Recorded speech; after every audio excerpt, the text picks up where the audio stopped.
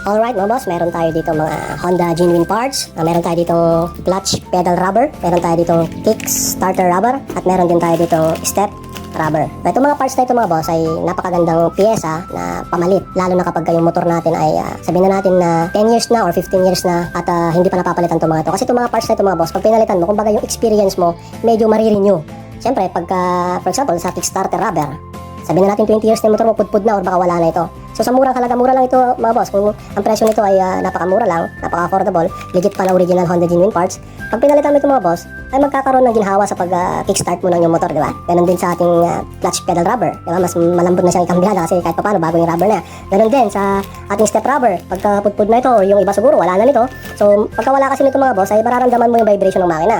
So kapag pinalitan natin siya ng bagong clutch, pinalitan natin siya ng bagong step rubber, ay giginhawa ang ating pagmamaneho dahil hindi natin masyadong mararamdaman yung vibration. So itong mga parts na ito mga boss ay mura lang, available sa ating Shopee store. Available din dito sa ating shop, dito sa Panikita Tarlac. Pwede nyo pong bilhin ito ng rekta sa amin sa mas murang halaga. Kaya ito mga boss ay muli, pwede nyo mabili sa amin ito mga ito. Legit na Honda genuine parts sa side load motorcycle parts. Ito mga boss, God bless, ride safe always.